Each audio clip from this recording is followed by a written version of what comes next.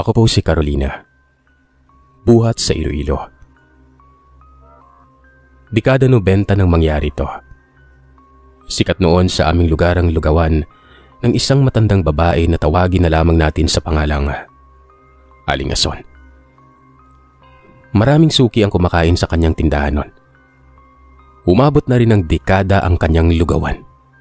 At kahit mga turista ay dinarayo at binabalik-balikan ang kanyang natatanging lugaw. Hindi namin alam ang kanyang mga sangkap na ginagamit nun para mapanatiling katakam-takam ang lugaw na yon. Tila isang sekreto na kailanman ay hindi niya isinisiwalat o ibabahagi sa kahit na sino man sa aming lugar. Umulan man o umaraw, marami siyang suki at sa palagay ko ay yun ang dahilan kung bakit napatapos niya sa pag-aaral ang kanyang mga anak at nakapagpatayo sila ng malaking bahay. Medyo malapit ang bahay namin sa kanilang lugawan, kaya mabilis akong nakakarating doon para kumain ng lugaw. Isang araw, nagkayayaan kami magkakaibigan na kumain ng lugaw noon. Pagdating namin sa lugawan, sarado. May nasabat naman kaming kapitbahay. Nabanggit niya sa amin na nagtungo sa Bicol si Aling Ason, kasama ang kanyang pamilya para dumalo sa reunion. Bagay na ikinalungkot naming magkakaibigan gawa ng siyempre crave na crave kami ng araw na yun eh. Pero mapilit pa rin ang kaibigan ko na si Ryan na maghanap kami na makakainan ng merienda. Naglakad-lakad kami kung saan-saan, pero wala kaming magustuhang tindahan. Nagpatuloy pa kami sa paglalakad hanggang sa hindi na maging pamilyar ang mga kabahayan na nadadaanan namin. Nakarating kami sa isang bakanting lote. Matataas ang mga punong kahoy, mahaba ang talahiban. Lumingalinga ako sa paligid hanggang sa may natanaw akong isang tindahan nun. Hindi ko alam kung paano ito naroroon. Magtataka ka talaga gawa ng ewan. Kumbaga, wala naman talaga dapat o hindi dapat pagtayuan ng kung anong establishment doon. Wala sa main road. Ang naisip lamang talaga namin kaya dumaan kami doon ay para kahit papano makapag-shortcut at makarating sa kung saan kabilang kalsada. Naisip nga namin magbayan-bayan nun gawa ng pwede mo namang lakarin kapag tumatawid ka sa mga bukirin at mga bakanting lote. Medyo may kalumaan ang kubo nun. Medyo maingay sa loob. Niyaya ko doon ang aking mga kaibigan. Nagmadali kaming magtungo sa lugar na yon. Naaamoy kasi namin ng kung anumang lutong ito. At may mga nakikita pa rin kaming mga kaldero na nasa may labas lamang ng kubo. Kaya nakakasigurado akong tindahan yon. Anong oras na din yun, Sir Seth? Merienda. Pahapon na. Paggabi na. Pagkapasok namin doon, nagulat talaga ako. Maraming kumakain ng mga putahe, lalong-lalo na ang lugaw. Biglang may lumingon sa amin na isang lalaki na tila nagulat o nanilisik ang mga mata habang sumusubo ng umuusok na kinakain niya noon. Hindi na namin yun pinansin dahil sa crave na crave kaming kumain ng lugaw. Nagtungo kami sa may bulwagan kung saan nakatayo ang isang matandang babae na tila nasa early or magli-late 40s na rin. Nakapusod ang kanyang buhok. Mukha siyang matapang, masungit.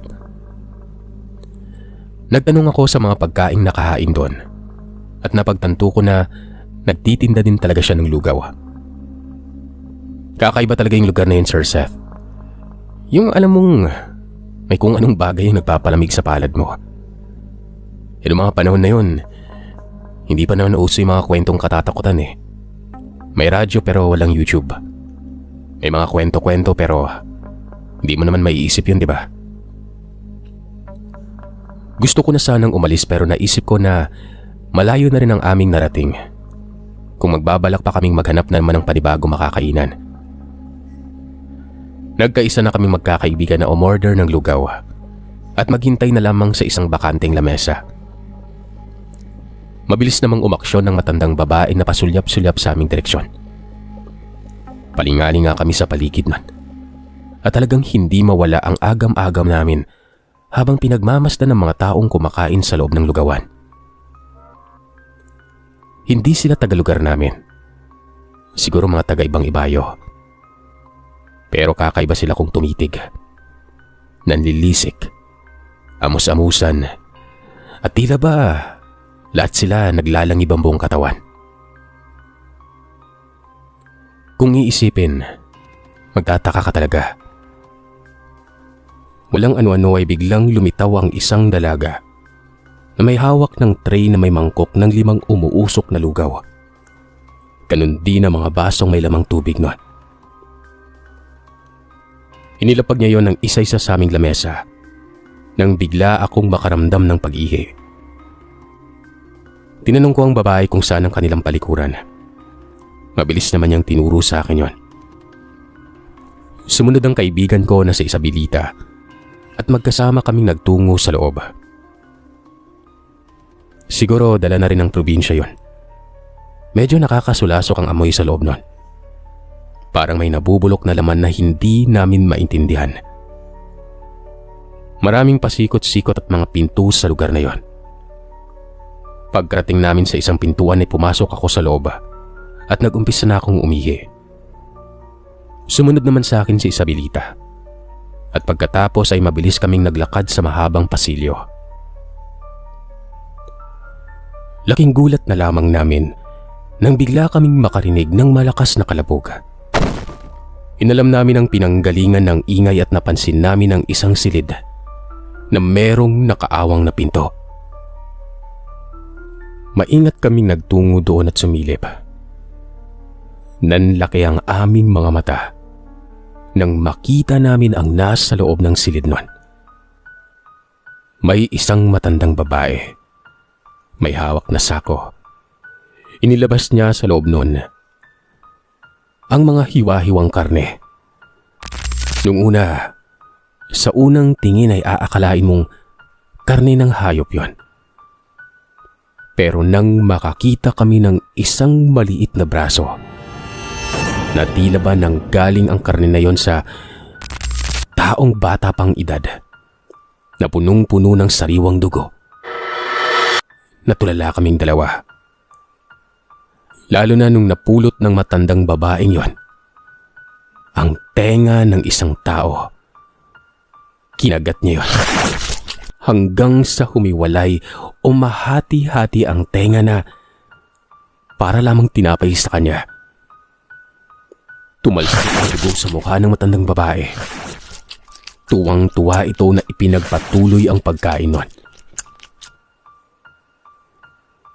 Nanindig ang mga balahibo ko, Sir Seth. Lalo na nang maging pamilyar ang itsura ng matandang babaeng yon. Siya yung babaeng nakatayo sa may bulwagan. Lalo pa akong natakot nang bigla siyang umusal ng dasal habang hawak-hawak ang mga karneng kinuha niya sa sako. At sa maniwala man kayo o sa hindi, bigla na lamang itong naging halo-halong karne na maihahambing mo na sa karne ng baka o baboy. Sinikap naming tumahimik ni Irene. Tumayo ang matandang babae. Huminto ito. Inamoy-amoy ang paligid nun. At napatingin ito sa aming direksyon. Namutla ako sa sobrang takot at hindi namin malaman kung saan kami magtatago, pero huli na ang lahat. Dali-daling lumabas ng silid ang matandang babae. Samantalang kaming dalawa, tumakbo palayo. Pero sinusundan kami ng matandang babaeng yon. Naabutan at nasabunutan niya ako sa buhok. At mabilis niyang inihampas ang mukha ko sa dingding. Samantalang si Irene naman ay nakadampot ng kahoy. Hinampas sa ulo ng matandang babaeng yon. Bahagya itong napaigtad pero mabilis din na nakabuelo. Nahawakan ito sa leeg si Irene at buong lakas na sinakal nun. Nagkaroon naman ako ng malay Kagad kong kinuha ang kahoy at hinampas ko sa tigkabilang tagiliran ng matanda. Kasabay noon ay ang paghampas ko sa bandang ulo na siyang dahilan kung bakit nabitawan niya si Irene at napalugmok ito sa may sahig. Hinawakan ko ang kamay ng kaibigan ko at walang lingon-lingong kumaripas kami ng takbo. Hindi ko na inalam kung nasundan pa kami ng matandang babae. Basta ang mahalaga sa akin nun ay makatakas kami sa liblib na tindahang yon. Nung makalabas kami sa pinto ay inabutan naming kakatapos na kumain ang aming tatlong kaibigan. Dumukot ako sa bulsa ng pera. Inilapag ko yon sa lamesa. Inutusan ko ang aking mga kaibigan na lumisan sa lugar na yon bago pa bumalik ang matandang babae. Lumingali nga kami sa paligid ni Irene. Wala pa doon ang matanda. Napansin din namin na wala nang ibang kumakain sa lugawan kung hindi kami lang. Naguluhan sa aming dalawa ni Irene ang kasamahan naming mga kaibigan. Tinanong nila kung bakit namumutla at humahangos kaming dalawa pagkatapos na magtungo sa palikuran. Hindi ko maipaliwanag sa kanila ang nangyari dahil parang umurong ang dila ko noon. At dahil sa sobrang kaba na makitang muli ang matandang babae, ay hindi ko magawang makapag-isip ng matuwid. Nangilabot ako nang mapagmasdan ang ilang mangkok na ubos ang lamang lugaw. Ibig sabihin nun, nakakain na ang aking tatlong kaibigan. Hindi pa kami noon makaalis pero nakita na namin ni Irene na lumabas ang matandang babae mula sa kanyang pinagkukublian. At hindi na ito basta-basta ordinaryong matandang babae lang. Mula ulo hanggang paa, nanlilisik ang mga mata. Mahaba ang ipin na matatalim. Yung kuko, nangingitim na. At ang mas nakakapangilabot ay ang mabalahibo nitong katawan. Lumabas din sa bulwagan ng dalawa pa nitong kasamahan. Isang babae at isang lalaki na kawangis niya rin ang anyo. Hindi ako pwedeng magkamali. Aswang silang lahat. At kung hindi ako nagkakamali, sila ang uri ng aswang na tinatawag na pinaspasa. Sila yung mga uri na kayang gawing karne ng hayop ang mga karne ng tao. Nanlilisik ang kanilang mga mata. Mabilis silang lumapit para sunggaban kami. Pero kumaripas kami ng takbo palabas ng tindahang yon. Madilim ang paligid at malamlam na ang liwanag ng buwan. Nangangapa na kaming magkakaibigan habang tumatakbo sa mahabang talahiban. Habang tumatakbo ay nagumpisang magsuka ang tatlo kong kaibigan at tila namumutla at butil-butil na ang mga pawis nila sa noo. Sa ganung dahilan ay naabutan kami ng tatlong nilalang. Kamuntik na kaming sagpangin. Mabuti na lamang at nakailag kami ni Isabeleta. Pero naitulak ako ng isa sa kanila na siyang dahilan kung bakit natumba ko sa lupa. Gumapang ako palayo sa mga kuko nito. Nagsumikap ako makabangon kahit na nanginginig sa takot ang aking mga kamay. Pilit namang hinihila ni Irene palayo si Ryan, samantalang ang dalawa pa naming kasamahan ay kamuntik nang mawalan ng malay. Nagsusuka pa rin sila nun. Sigaw kami ng sigaw sa sobrang takot.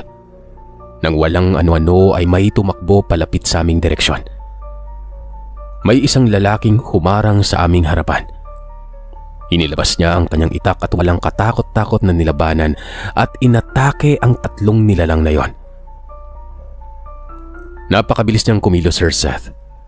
Para siyang palos sa liksi niyang umilag sa mga kalmot na mga nilalang na yon. Para kaming nanonood ng movie. Kitang-kita ko kung paano niya tagain sa binte ang isa sa mga lalaki. Tinamaan niya rin sa leeg ang isa pa. Ni hindi makabawi ang mga nilalang sa bilis nito. Nakita kong natamaan niya pa sa tagiliran ng isa. Dinig na dinig ko na umaangil ito ng pagkalakas-lakas sa nararamdamang sakit. Bumulagta sa lupa ang nasaksak niyang yon. Manghang-mangha kaming magkakaibigan sa lakas ng kapangyarihan na ipinakita ng lalaking yon. Matapos ang kanyang pakikipagbuno, inilagay niya ng maayos ang kanyang itak sa kaluban at dali-daling lumapit sa amin. Nagpakilala ang lalaki bilang si Mang Kaloy. Isa umano siyang albularyo at swerte umano kaming napadaan siya sa liblib na lugar na yon. Kagagaling umano niya sa kabilang baryo. Bago niya kami narinig, kaya dali-dali niya kaming hinanap noon. Nakita pa niya ang kalagayan ng aking 3 kaibigan na tila namimilipit sa sobrang sakit.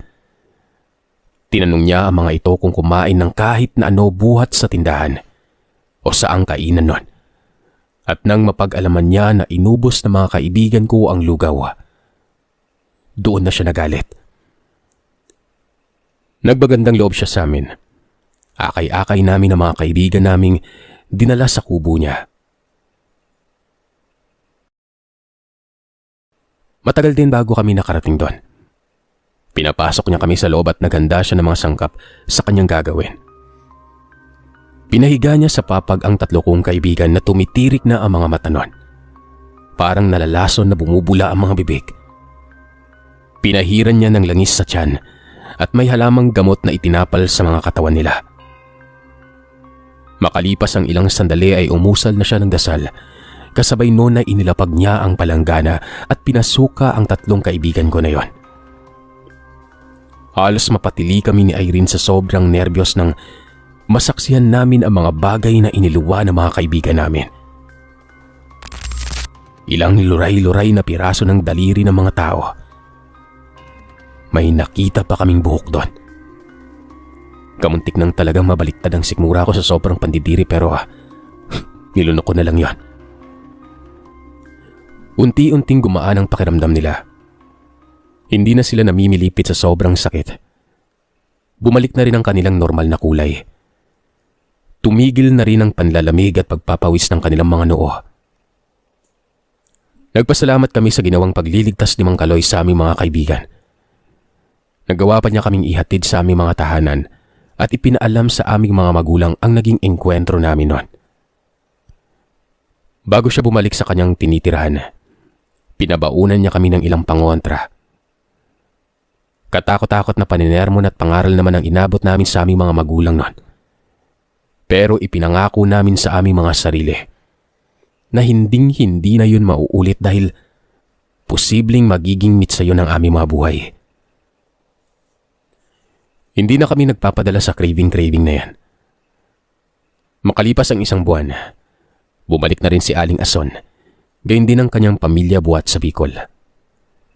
Binuksan muli ng matanda ang kanyang lugawan at nanumbalik ang kasiglahan ng mga tao sa aming lugar. Napuno ng kasiyahan ng mga suki at nagpatuloy sila sa pagtangkilik sa masarap na lugaw ni Aling Ason. Wala na rin kaming nabalitaan ng aking mga kaibigan tungkol sa lugawan sa bahaging Talahiban. Ipinagpalagay ko na lamang na dahil sa baka napuruhan o natakot na ang may-ari nun, posibleng sinara na din ng lugawan na yon. Pero hanggang ngayon ay napapatanong pa rin ako. Yung mga kasama kaya namin sa lugawan, yung mga kumakain, yung suki ng lugawan sa gitna ng kagubatan. Mga tao kaya ang mga yon?